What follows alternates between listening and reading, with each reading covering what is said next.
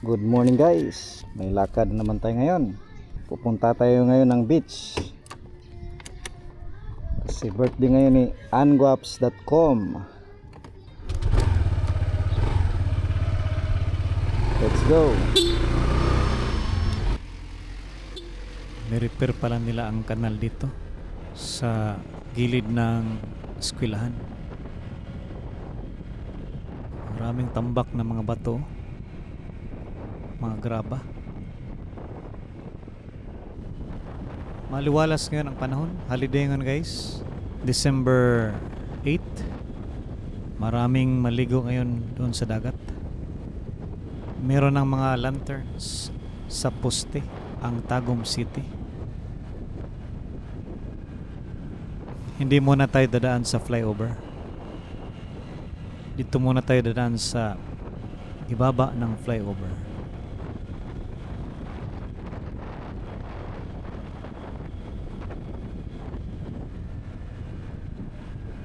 Sa right side, SM City Tagum yan, kinoconstruct pa. Sa harap ng NCCC Mall Tagum.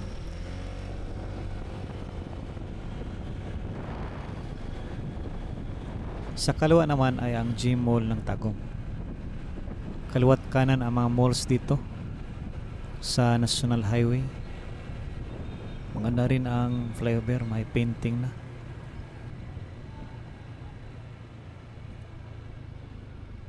Ayan ang legendary Makulay restaurant pero wala nang tinda. Dito tayo pakaliwa sa Apocon Road. Patungo tayo ng Mabini, Davao de Oro, kung saan maraming mga beaches doon.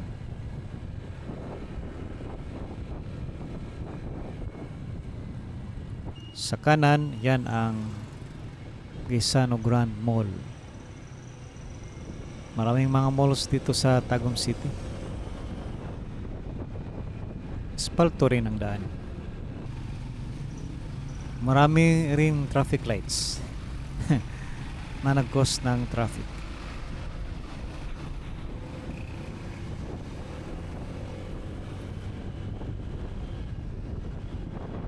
Magpagas muna tayo sa ating paborito na gasoline station dito sa Shell, Apocon.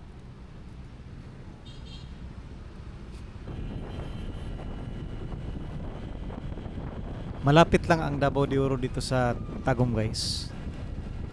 Kasi pagkatapos ng Tagum ay Davao de Oro na. Magkadikit lang. Dito rin sa Apocon Road meron ring mga lanterns na naisabit na nila.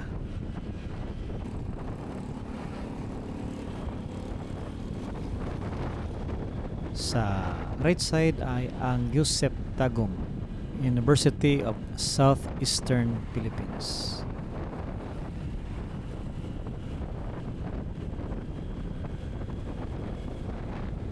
Six lanes rin dito ang daan sa Tagum City guys.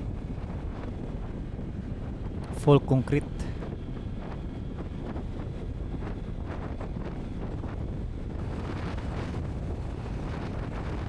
Patungo na ito ng Davao de Oro. Ang una na lugar na ating daraanan ay ang Mako.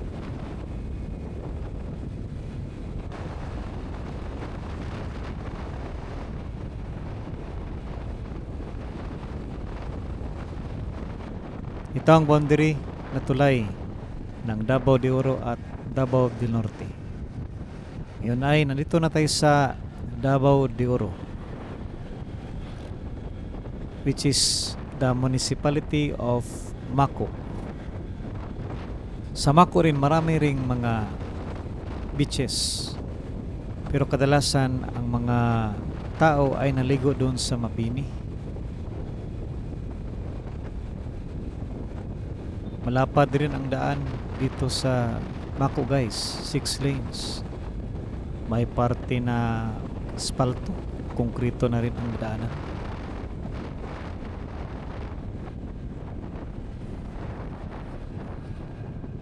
Makita natin yung malaking bukid sonahan.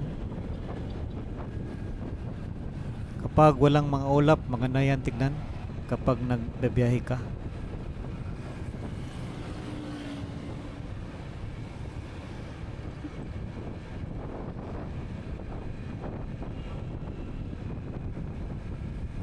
Meron ring magandang lantern na inilagay sa kanilang poste.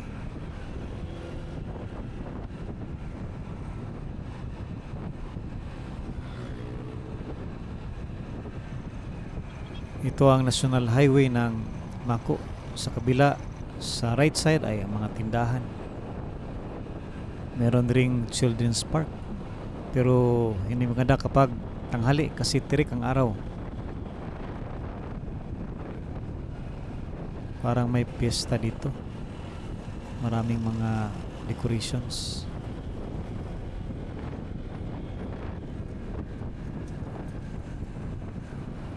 Peaceful rin ito na lugar. Oops!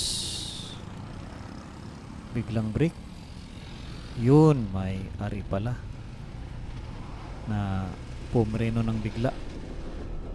Buti hindi nadaganan ng abansa.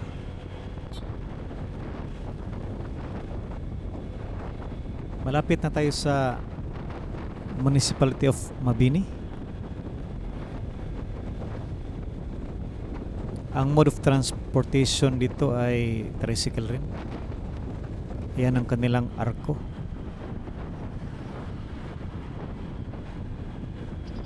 Ito ang daan patungong Mabini proper.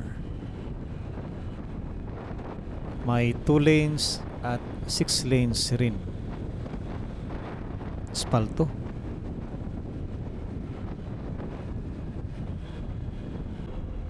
Ang kagandahan kapag nagbiyahe tayo sa Davao de Oro ay maganda ang daan.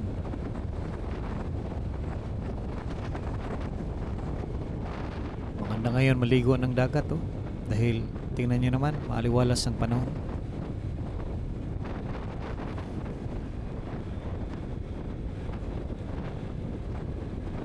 Dito wala pa ganong lantern, pero may tinatayo sila na Christmas tree. Ano ba yan? Parang cellophane. Maganda rin tignan. Ito ang sentro ng Mabini. Maraming mga establishments.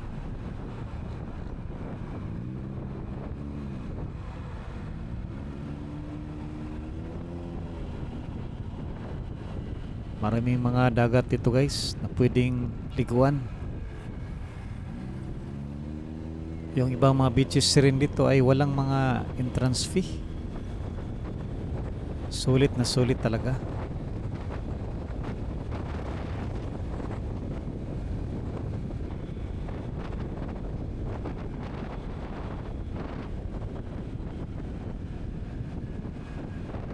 Nandito na tayo ngayon sa Pindasan.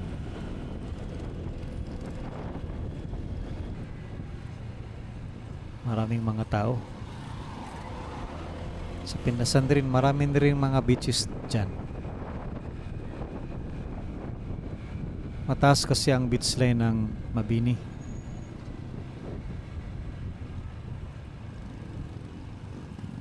Ang travel time natin dito ay 20 to 30 minutes lang from Tagum City to Mabini.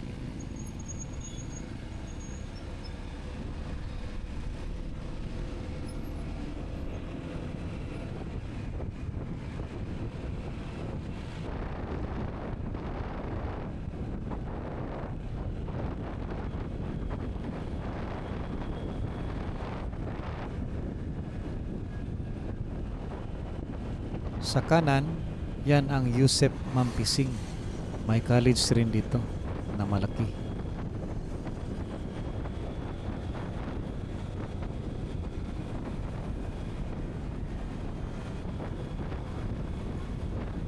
Sa unahan, sa kanan, patungo yan ng mga beaches dyan sa kanan.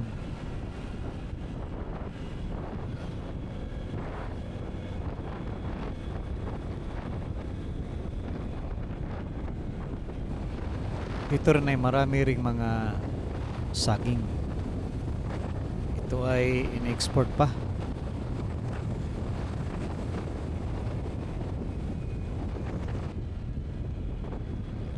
Nandito tayo ngayon sa Barangay Tagnanan.